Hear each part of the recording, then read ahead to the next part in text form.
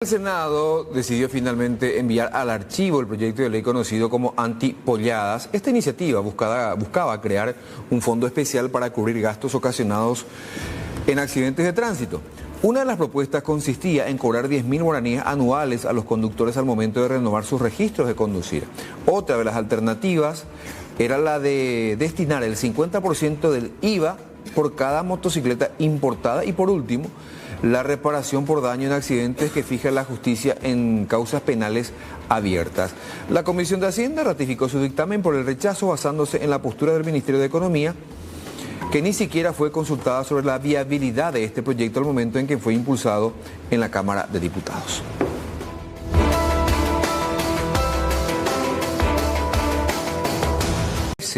Las sanciones a empresas del transporte público. Desde ahora, 3 faltas pasan a ser gravísimas, con multas de hasta 173 jornales mínimos, unos 19 millones de guaraníes. Por ejemplo, circular con la puerta abierta o en movimiento, iniciar la marcha mientras suben o bajan pasajeros, circular sin seguro vigente. La medida busca frenar prácticas riesgosas y mejorar la seguridad del servicio.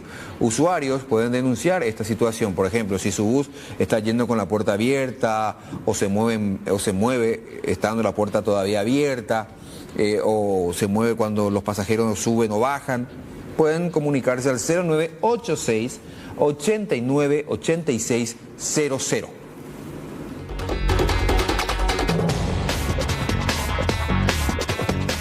Hay nuevas incorporaciones, ¿eh? La Fuerza Aérea Paraguaya incorporó 4 nuevos helicópteros donados por Taiwán y recuperó los radares móviles enviados a Israel para reparaciones. Los nuevos helicópteros, configurados para vuelos nocturnos y multipropósito, aumenta la capacidad operativa de la Fuerza Aérea en tareas como combate de incendios, evacuaciones aeromédicas, transporte y lucha contra el crimen organizado. Y los radares están operativos o van a estar operativos a mediados de septiembre. ¿Estos son helicópteros nuevos? No. Esto me remonta a esa película de Vietnam que veíamos antes, sobre la guerra de Vietnam. O sea, la invasión a Vietnam en realidad.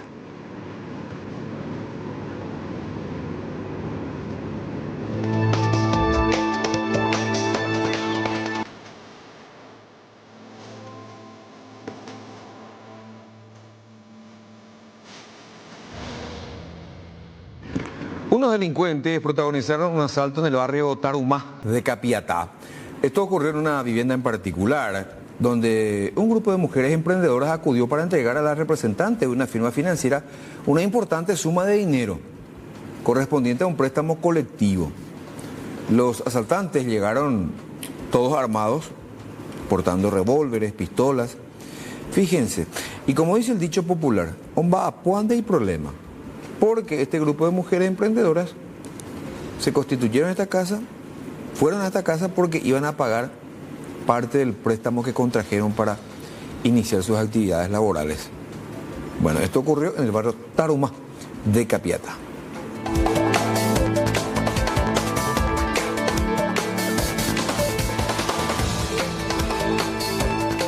Vamos a la información internacional. Escuchen bien con esto, porque en El Salvador los estudiantes de diferentes centros escolares han respondido con buena disposición a las medidas impulsadas por la ministra de Educación, Carla Trigueros, que busca fortalecer la disciplina y el orden en el sistema educativo público. Las disposiciones incluyen normas de presentación como cabello bien cortito, cabello recortado, uso adecuado del uniforme y actitudes de respeto hacia autoridades y compañeros. La estrategia forma parte de un esfuerzo más para rescatar valores de responsabilidad, disciplina y convivencia armónica en los centros educativos. La enseñanza está muy bien controlada, ¿ves? Antes de ingresar. Sí, pero hay chicos que... Mira, mete adentro. Remera afuera no, adentro. Adentro. Mira, allá están todos los otros metiéndose en la remera adentro, ¿verdad? Se tiene que ver el cinto, tiene que estar bien visto, bien portado. No le dejan entrar, ¿ves? Su peinado. ¿Muy largo o su pelo? No, pero algo le muestra que no sé si es largo, porque para mí que ese chico tiene el pelo corto. Padres de familia y docentes también señalaron que este tipo de medidas contribuyen a crear un entorno más propicio para el aprendizaje. Por supuesto que podemos escuchar todo tipo de opiniones al respecto, ¿verdad? Porque habrán opiniones sí. Contrarias a esto, obviamente, ¿verdad? Y otros que van a ponderar la decisión. Pero estas son reglas que rigen a nivel país, en todas las instituciones públicas en El Salvador. Voy a reiterar cuáles son principalmente los puntos que se controlan. Se tienen que presentar con el cabello recortado, el uso adecuado del uniforme y actitud de respeto hacia autoridades y compañeros. Increíble, ¿eh?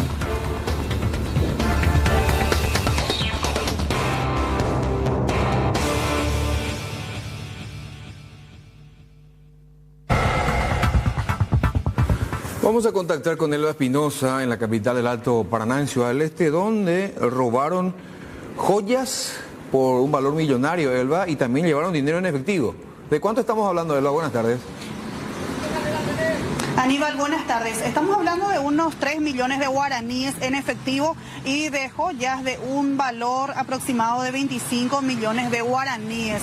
Vamos a ver el momento exacto en que ocurría esto, porque eran dos motochorros quienes bajaban y a punta de arma de fuego reducían a este comerciante para despojarle de su dinero y de su pertenencia.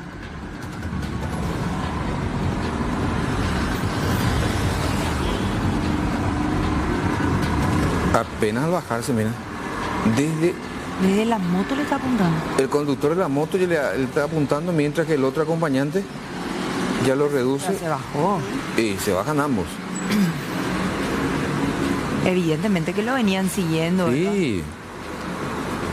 Y mira, tránsito normal, parece como que nadie se percata, de la mira. situación. Sí. Y ahí ya el acompañante sale corriendo. Trata de tirarle piedras, mira. Pero A ver, le erró, ¿eh? ¿Llegó? ¿Él va a dispararle a esta persona, uno de los delincuentes, o no? A su huida también hay otro circuito cerrado que pudimos ver imágenes donde se ve que huyen estos delincuentes y uno de ellos apunta hacia el suelo el arma y creemos que también efectuaron disparos en la huida. Y todo eso ocurría aquí. Lo que creemos es que estos delincuentes tenían la información exacta de que esta persona tenía en su vehículo el dinero y las joyas también, porque el vehículo estaba estacionado aquí, en esta parte, en un lugar, esta zona es bastante transitada, y esta persona estaba dentro de su vehículo solo, o sea que no es acompañante, él estaba solo, seguramente manipulando algo, y ahí es donde le llegan los dos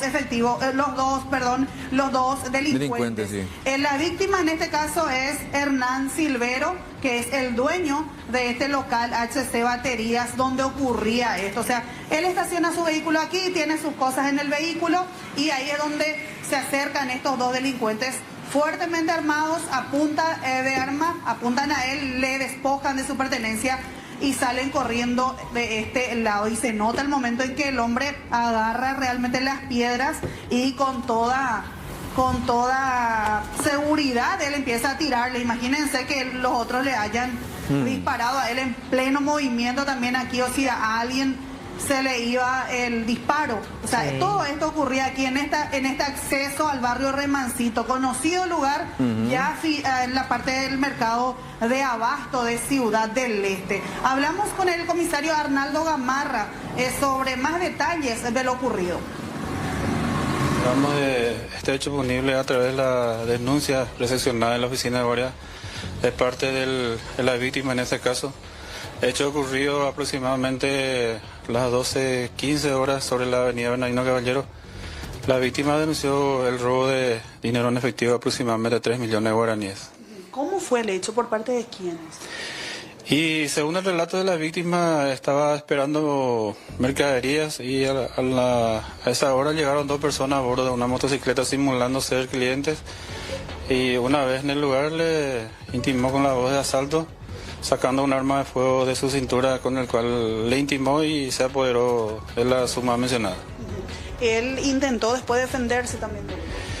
Sí, según información del circuito cerrado que nos facilitó, se puede observar que efectivamente le lanzó una piedra en la huida de estas personas, ya con dándose a la fuga hacia el paradero desconocido. No se observa hacia dónde habrían ido estos delincuentes. Se puede observar que se dirigió siguió el trayecto de la avenida Bernardino Caballero, pues no sabemos si se fue hacia Presidente Franco, Remancito, o ingresó a algún lugar específico. ¿La víctima a qué se dedica? ¿Qué mencionó? Se dedica a la venta de baterías, recargas y venta de baterías. ¿Cuál es su nombre? Hernán Silvera. En plena luz del día, Aníbal, Mercedes, televidentes, ocurría este asalto a mano armada en este lugar. Y vimos, por cierto, por suerte, había imágenes de circuito cerrado también de un local cercano a este local de venta de baterías. Pudieron facilitar las imágenes así, de repente las autoridades pueden dar con estos sujetos que huyeron recto en esta parte hacia el Presidente Franco. Este camino lleva a Presidente Franco la avenida Bernardino Caballero. Los hombres tenían puestos, vimos, abrigos negro, azul, con casco, e inclusive la moto se nota que tiene chapa. Sí. Tiene chapa, de repente hay otros rojo. circuitos cerrados que pueden dar con esa chapa. Sí. Ahora, una duda que tenemos acá con Mercedes. El señor, la víctima, se dedica a la venta de baterías.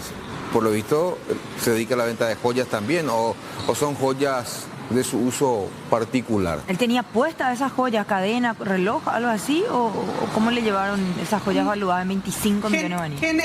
Generalmente los comerciantes aquí trabajan de cualquier rubro, quizás con su señora trabajaba en eso, traía eso, revendía. Es lo que presumimos, porque se venden también joyas que no son de oro, sino son semijoyas y compañía. Sí, es lo que calculamos que tenía, seguramente bañado, tenía acá en su vehículo cargado, y es lo que generalmente pasa aquí. La gente vende algo, después se dedica a otro rubro también. Lo que sí hablamos con él no quiso dar declaración a la prensa por miedo, por el susto, nos dijo. Seguro. Lo que sí es que dejó cerrado su local. Dijo, ahora cerré mi local justamente por lo ocurrido. Entonces realmente el susto que se llevó fue impresionante. Sí, me imagino. Bueno, gracias, Elba. Gracias a ustedes.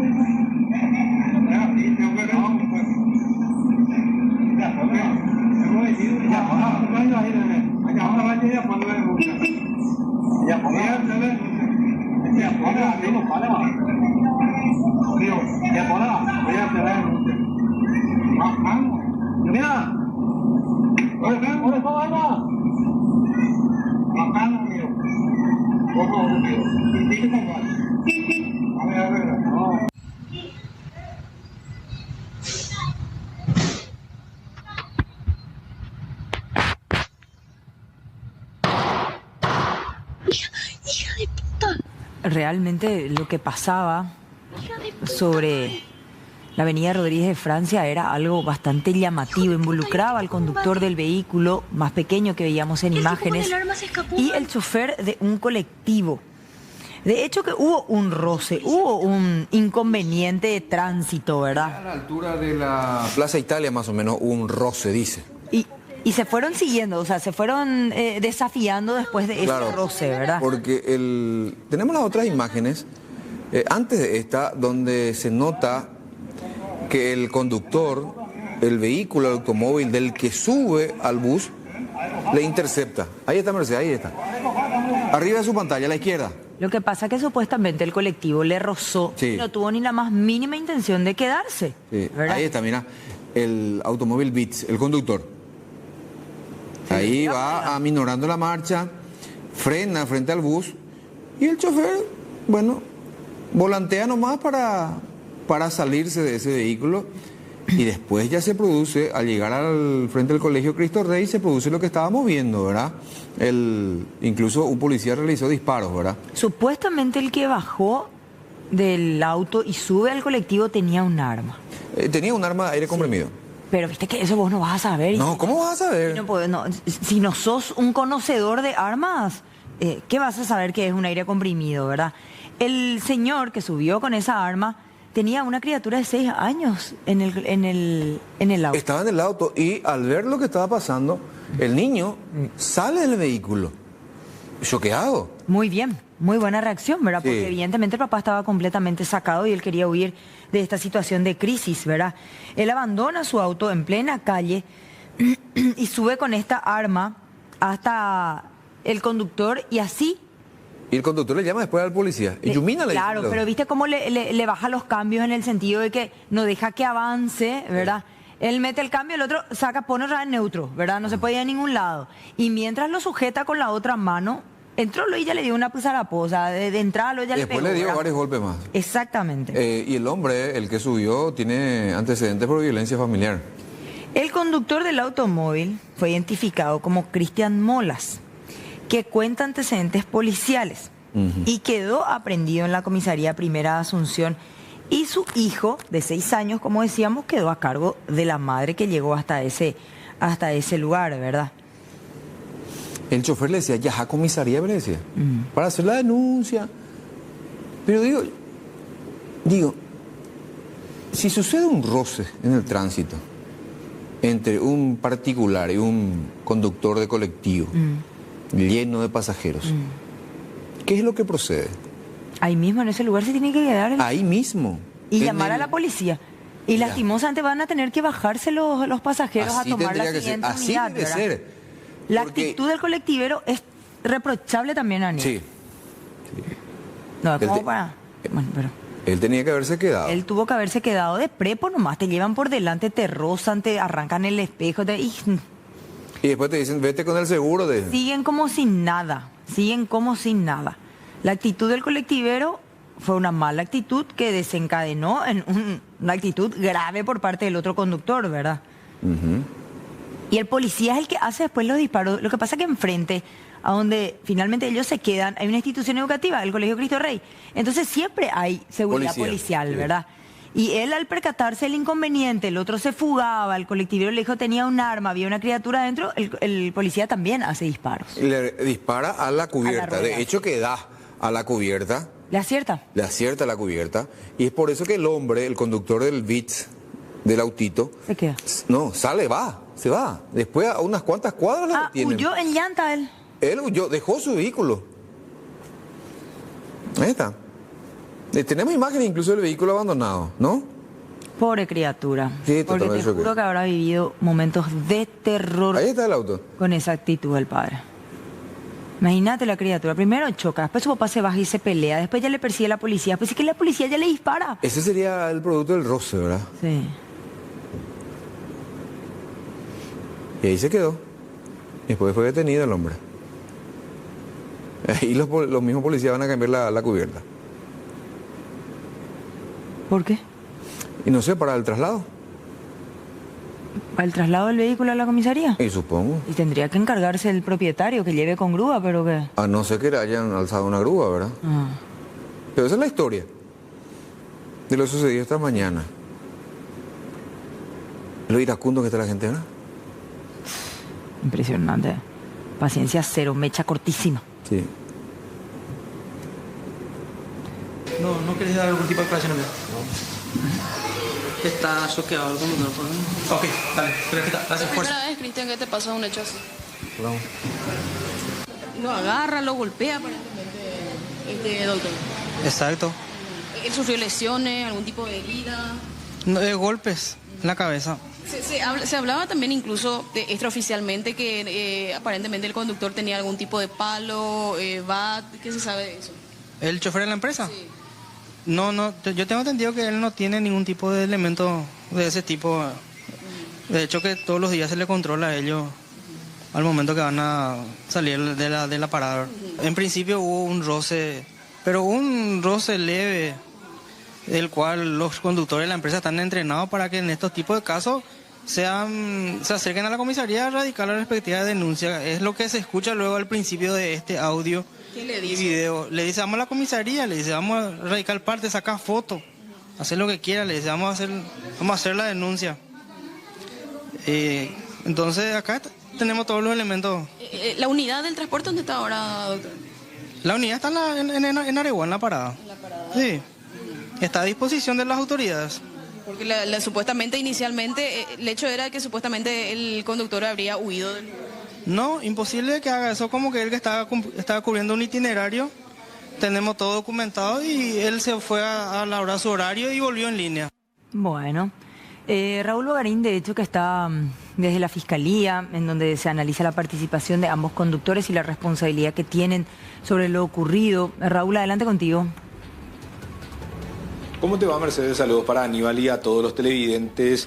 Ya está imputado uno de los conductores y vamos a saber de quién se trata. Está con nosotros la fiscal Daisy Sánchez para que nos pueda comentar acerca de este procedimiento que se estuvo realizando en horario de la mañana, pero que recientemente estuvo compareciendo una de las personas que se lo vio involucrada en este hecho de incidente en el tránsito, pero para precisión, porque hecho punible. Ya está con nosotros la fiscal. Doctora, ¿cómo te va? Sí, muy buenas tardes, Raúl, y a toda la audiencia y en el estudio también. Son dos hechos punibles en el cual el Ministerio Público puede probar en un momento dado del juicio oral y público, que sería violación del deber de cuidado e intervenciones peligrosas en el tránsito terrestre. Son dos peligros que expuestos por el señor imputado, el chofer del Vol, quien en una reacción poco inteligente, intempestiva, había tomado la decisión luego de un choque en la parte trasera de su automóvil por parte de un chofer de un colectivo. Había seguido a este colectivo y había tomado la decisión de ir a propinarle golpes, a tratar de detener el vehículo de manera brusca, poniendo en peligro a los pasajeros inclusive. Entonces se analiza el artículo 216 en ese sentido, y como así también en ese momento donde él sube al colectivo, el niño, su hijo de 6 años, toma la decisión asustado de huir del auto y fue rescatado por personas de la zona, quien pone a disposición de la policía, quien se encontraba también en la zona. Entonces es una violación del deber de cuidado. Son los dos hechos que hemos analizado conforme a que fue desencadenándose posterior a un choque, como he manifestado, que podría haber sido un daño material, y si tomaba la decisión de ir a hacer la denuncia en la comisaría, o inclusive el chofer del bus, al no quedarse, incurre también en una obstrucción al resarcimiento en accidente de tránsito. O sea, hemos analizado y sopesado todas las circunstancias que tenemos. Él no portó en la mano el arma como han manifestado en los medios. Él sube al vehículo con el colectivo, con el arma no letal en la cintura. No tenía en las dos manos, se puede visualizar que no poseía el arma no letal con balines de goma. Y al bajarse, él toma la decisión de huir del lugar sin darse cuenta inclusive de que el niño ya no se encontraba en el auto. Y esas dos situaciones fueron analizadas por esta unidad fiscal y hemos imputado. No obstante, el señor ha pedido disculpas, mencionó estar arrepentido de lo ocurrido, de tomar esa decisión, ha presentado documentos en el cual él presumiblemente es insulina dependiente, es un paciente de diabético crónico. Claro que no va a justificar todos estos actuares realizados por él, una mala decisión que va desencadenando hechos punibles de acción penal pública, que hoy día está imputado por esos hechos. Pero sí el abogado presenta con el fin seguramente ya en el juzgado tener una salida menos gravosa para seguir su tratamiento, y además él manifiesta no haberse recordado de muchas cosas, dice que se le nubló la vista, él no se da cuenta de que había un policía, menciona que él escuchó los disparos, pero él pensaba de que no venía de un policía, venía de otra. Después, cuadras después, se da cuenta que el niño ya no estaba en el auto. Eso es lo que la defensa expone en esta unidad fiscal, en su indagatoria.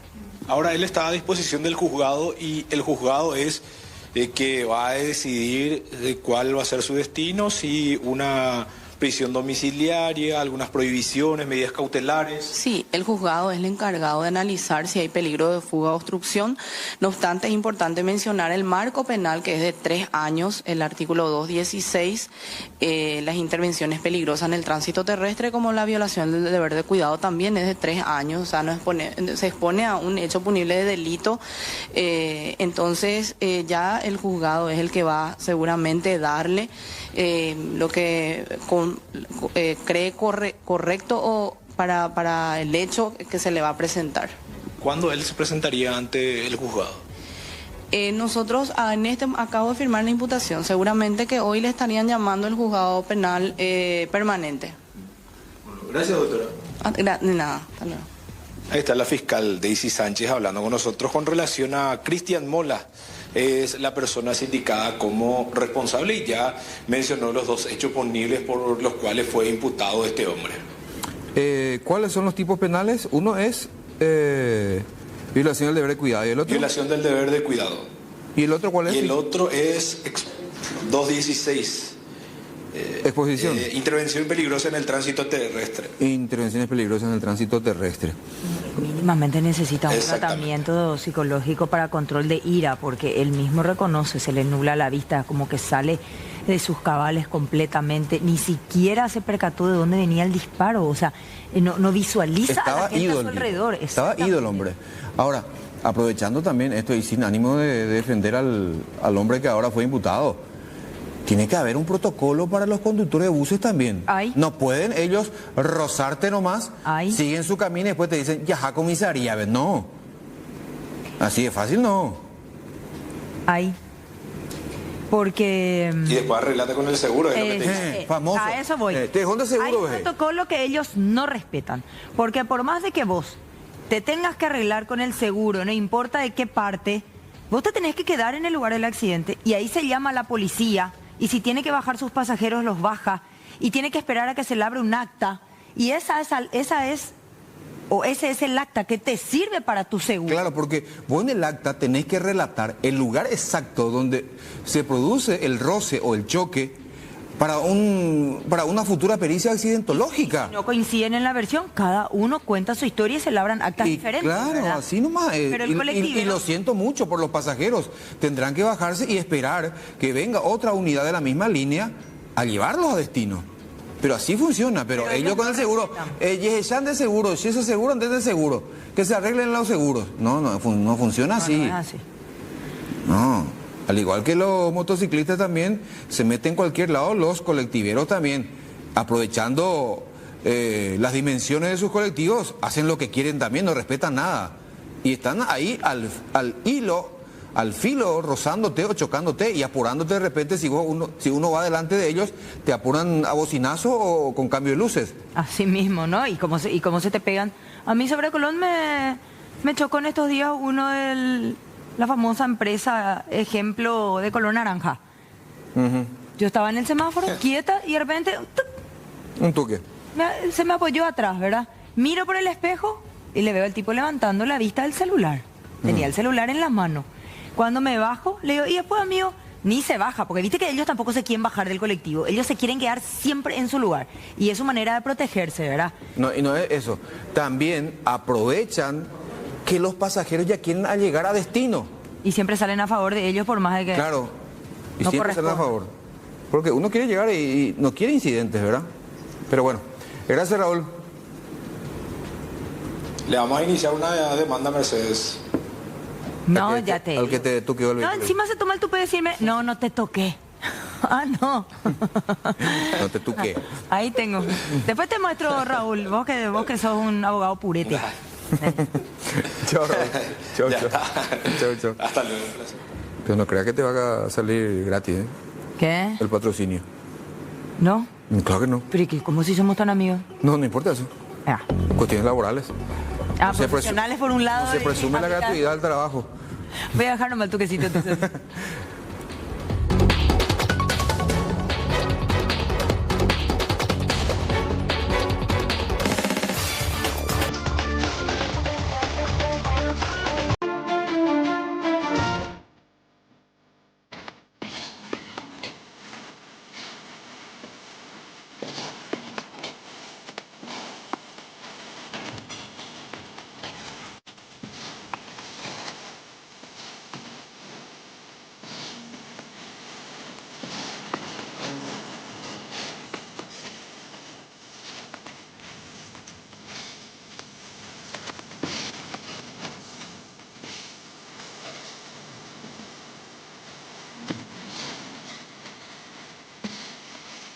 Seguimos informando, vamos hasta Jorge Ezcurra para conocer más detalles sobre el policía herido en la zona de Concepción días atrás. Adelante, contigo Jorge.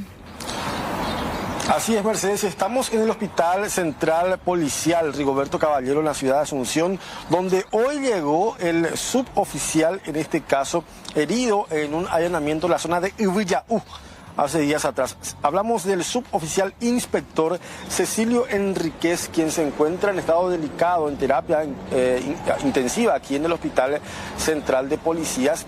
Y hablábamos esa cuestión de minutos nada más con el jefe de urgencias. Hablamos del doctor Jorge Estigarribia, quien nos daba detalles de cómo llegó, también sobre qué tipo de lesión presenta este paciente y su evolución en las últimas horas. Escuchemos lo que nos decía el doctor Jorge Estigarribia del Hospital Rigoberto Caballero.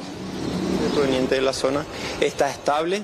Está asistido ahora en la terapia intensiva, está siendo evaluado por nuestro cirujano de guardia y realmente tuvo pérdida de sangre en gran cantidad. El paciente está en estado delicado, ¿verdad?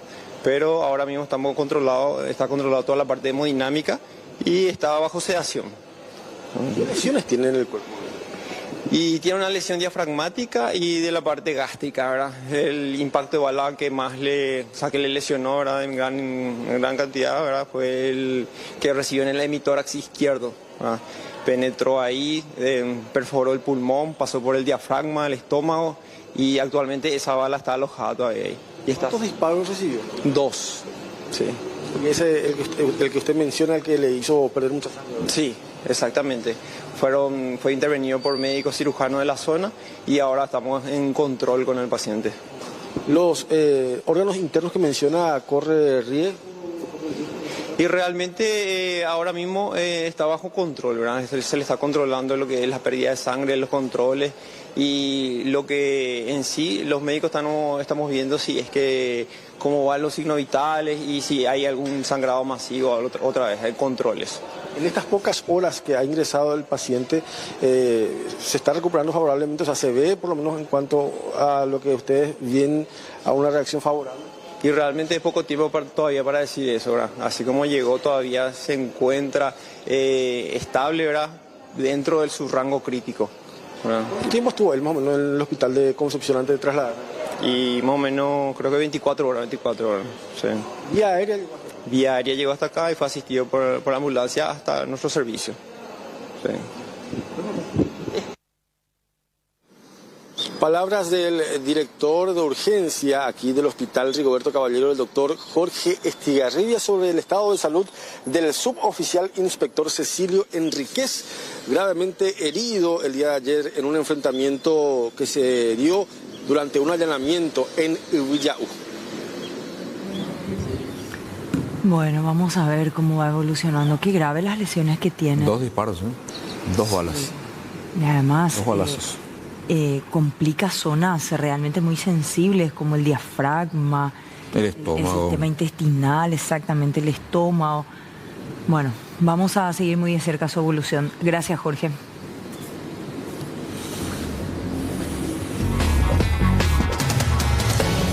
Y la Fiscalía sigue investigando la venta irregular de tierras municipales en la ciudad de Luque. utilizándose documentos apócrifos, falseados. Este jueves se allanaron 2 escribanías donde se habrían autenticado documentos relacionados con propiedades vendidas ilegalmente a personas que pagaron miles de dólares, obviamente sin acceder a las tierras, solamente en papeles le fueron vendidas estas tierras. La investigación aún tiene varios eslabones que involucran a empleados municipales y también a empleados, funcionarios de otras instituciones públicas. Encontramos algunas cosas que van a ser de utilidad para la investigación, ¿verdad? Encontramos documentos y ahora vamos a ir a analizar todos los documentos que encontramos a ver si qué más surge de esto. Son escribanías en donde presumiblemente venían a hacer ya sea contratos privados, porque primeramente vendían a través de contratos privados y después es que mientras que hacían el trámite ante Catastro para obtener la cuenta corriente catastral o en otros casos directamente nunca luego hacían ese trámite, quedaban en el contrato privado. Tenemos también víctimas a las que solamente se les cobró por un inmueble mostrándoles una resolución de la municipalidad que aún no estaba firmada, que iba a ser firmada más adelante o que estaban en espera de la firma y en realidad esos trámites nunca se hicieron ni ante la municipalidad ni ante Catastro. Las informaciones que manejaban estas personas, ¿verdad?, son informaciones precisas. Necesariamente deben de salir de las instituciones. En el primer esquema que tenemos 2 esquemas ya bien identificados, ¿verdad? En el primer esquema tenemos víctimas que compraron inmuebles que supuestamente unos cuantos son inmuebles propiedad de la municipalidad y otros son inmuebles de personas particulares. ¿Qué es lo que tienen en común estos inmuebles? Que que ninguno tenía cuenta corriente catastral, todos figuraban con padrón. Entonces, estas personas falsificaban mensura administrativa, resoluciones de la Junta, de la Intendencia, y con esas documentaciones falsas obtenían en la Dirección Nacional de Catastro la cuenta corriente catastral. Esto es lo nuevo con relación al caso que ya venimos repasando de un tiempo a esta parte después de que el accidente de tránsito terminase de manera fatal para Nancy. Ella iba a bordo de su motocicleta, le dejó a su hijo en la casa de una amiga cuando cruza y le atropella de frente un conductor a bordo de una camioneta doble cabina en total estado de ebriedad, porque de hecho que el alcotés salió positivo cuando la policía realiza la prueba. Ella, producto de este grave accidente, automáticamente pierde la mano. Fue cercenada por completo la mano de Nancy y ella, días después, fallece. Fue tan grave la lesión que sufrió al ser arrastrada en dirección contraria a la que iba en este accidente con tanta fuerza, violencia y velocidad que no resistió, murió. Para cuando ella falleció, el hombre ya había sido liberado por orden del fiscal, o de la fiscal en este caso. Después se da a conocer la triste noticia del fallecimiento de Nancy y él fue buscado. Se encontraba en rebeldía porque de hecho absolutamente nada se sabía de él. Apareció la esposa, mandó un abogado, quiso arreglar económicamente cuando la familia lo que exige es justicia. La novedad al respecto es la siguiente. Él se presentó después de un tiempo, ¿verdad? Se presentó y esto pasaba en horas de la mañana ante la justicia Mario de Jesús Báez Martínez. El 26 de julio había sido el accidente fatal que se cobró la vida a Nancy Casco. Pero el juez Rodrigo Duré le otorgó arresto domiciliario. La familia de Nancy, por supuesto, que está destrozada, está disconforme con esta medida y solicitaron nuevamente al juez que pueda rever su postura. Ellos piden prisión preventiva para el hoy imputado por asesinato. Caure. Después, Estuvo en rebeldía no sé por cuánto tiempo. Increíble. El accidente fue el 26 de julio y la señora Nancy fallece 1 o 2 días después. Sí, recuerdo. Imagínate. Vamos a ver, esta es la parte ya resolutiva. Vayamos al considerando. 3 tipos penales le fueron imputados a este hombre. Primero, exposición al peligro en el tránsito terrestre. ¿Por qué? Porque estaba caure, estaba alcoholizado y altísima la graduación también, hay que decirlo, en su momento. Después, intervenciones peligrosas en el tránsito y al confirmarse el deceso de la mujer, también le imputan por homicidio culposo. Homicidio culposo 5 años. Por concurso, la pena superaría los 5 años. La Fiscalía pidió prisión preventiva. La desidia, la desfachatez de la Fiscalía, la irresponsabilidad fiscal, eso ya fue comentado también. Pero ahora, fíjense, a ver, vayamos avanzando y vean ustedes. Ahí está donde consta que se presentó en compañía de su abogado defensor solicitando el cese del estado de rebeldía y levantamiento de la orden de captura. Claro, que de por sí tiene que cesar, automáticamente va a cesar porque uno se presentó. Claro, pero te digo nomás de que cuánto tiempo se estuvo esperando que él haga la presentación y no lo hizo, ¿verdad? Bueno, vamos más abajo. A ver, ahí hace un relatorio de hechos. Vamos a buscar hay una exposición ahí. Ahí está la graduación del Alcotés. 0,422. Esperan un poco, Aníbal. Miran un poco lo que dice ahí. Espera, ahí mismo. Él dice, describe el vehículo blanco en el que él se manejaba, la motocicleta al mando de ella, que tipo motocicleta. Dice que el señor Mario de Jesús Báez habría realizado maniobra que involucraría una falta de precaución a una velocidad inadecuada para la curva en la cual circulaba, resultando con la colisión de la motocicleta guiada por Nancy, quien perdió el equilibrio del biciclo y de cuyo impacto habría caído. Ella no perdió el equilibrio, él le atropelló. Le atropelló. Entró a su carril y le atropelló. Ahí ese relato es falso. No, el relato cae automáticamente después de ver las imágenes. Claro. Bueno, ahí después es la exposición de motivos de la defensa técnica de los abogados. A ver, un poco más abajo vamos a ver ya las consideraciones del juez. Ahí está. Dice, solo puede aplicarse de manera. Ahí está. El hecho principal atribuido corresponde al tipo penal de homicidio culposo, que por su naturaleza se ubica dentro de los hechos culposos y este admite incluso la posibilidad de acuerdos entre las partes, lo cual refuerza la improcedencia de mantener la medida de prisión preventiva. En el mismo sentido, los otros tipos penales habilita la posibilidad de otorgar salidas procesales una vez concluida la etapa investigativa. La Constitución Nacional habla de que la prisión preventiva solo puede aplicarse de manera excepcional y nunca como primera regla. Eso es cierto, no se puede negar. Además dice... Que ellos lleguen a un arreglo con los familiares, estamos hablando en el ámbito civil. Pero ese arreglo todavía no hubo. Todavía. En igual sentido, la Corte Suprema de Justicia, mediante la acordada 1511, exhorta a los jueces a aplicar la prisión preventiva únicamente como medida excepcional, privilegiando la utilización de medidas alternativas y la revisión periódica de las mismas a fin de evitar la sobrepoblación penitenciaria y garantizar el respeto a los derechos humanos.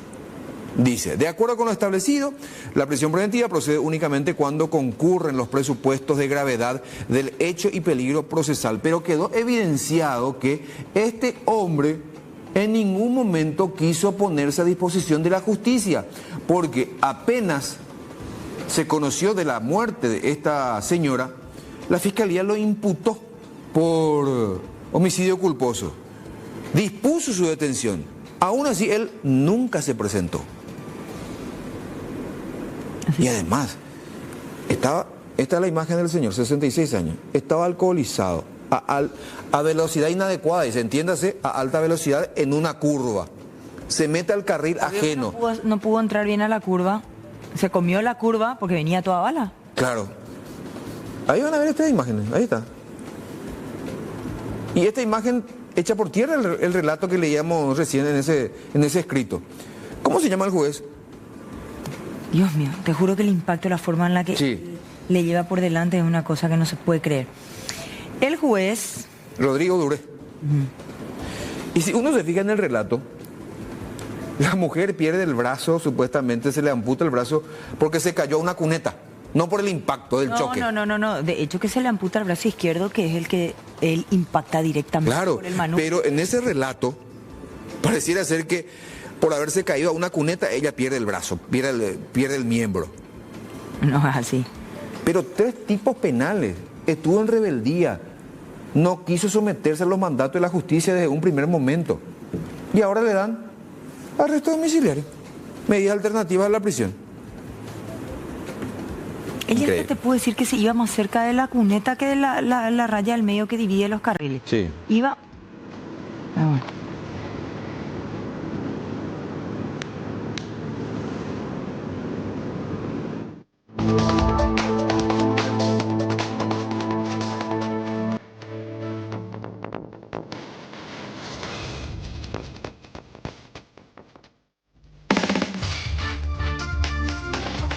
Desde el este del país con otro tema vinculado a una expulsión, ¿verdad? Contanos.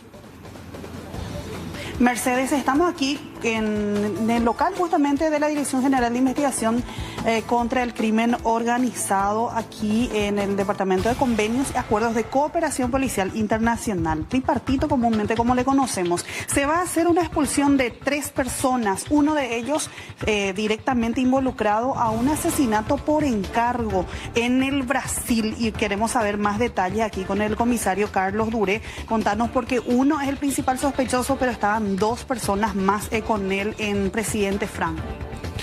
Bueno, muy buenas tardes a todos los que nos están escuchando y viendo a la vez. Este es un caso que ocurrió en agosto de 2024, con el asesinato de un perfecto, sería algo igual como intendente acá en Paraguay, y donde falleció el intendente y su padre, con un grupo de sicarios que atentaron contra ellos. En esa ocasión hubo un enfrentamiento entre los guardaespaldas y también los sicarios, y cayeron algunos sicarios heridos y tal cosa. En el marco de ese seguimiento del acto en sí misma, de acuerdo a la información procesada por la policía, es que se obtuvo un teléfono, se obtuvo una evidencia telefónica tecnológica de donde se sacó varias informaciones relacionadas al tema y donde se pudo vincular a los autores a los autores intelectuales del asesinato del intendente. A partir de ahí hubo un proceso, por supuesto, dentro de lo que es normal a las personas, pero no estaban detenidos. Pero, de acuerdo a lo que nosotros manejamos dentro de la articulación, ellos pudieron tener un acceso a una información privilegiada y tuvieron oportunidad de fugarse.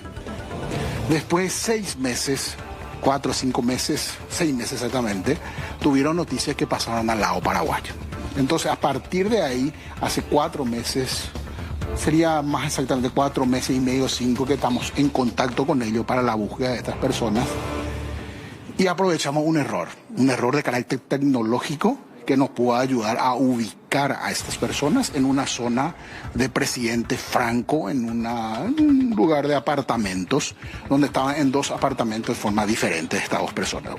Las 2 son hermanas, y la Liane de Oliveira y la Neida de Oliveira son hermanas. Una de ellas es pareja.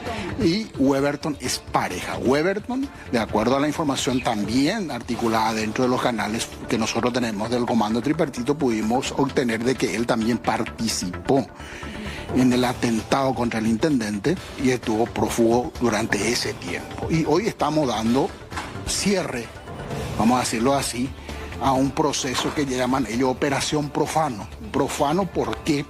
Porque estaba metido también un religioso que estaba actuando en complicidad con la organización, con una organización conocida del Brasil, que no lo quiero mencionar porque es una cuestión también de sensibilidad, que estaba comprometido también. Por eso se llama Profano, Operación Profano en Brasil, y ahora cerramos con la captura de los principales en Paraguay con la Operación Profano Paraguay. Con este hombre sería entonces uno de los autores materiales del hecho.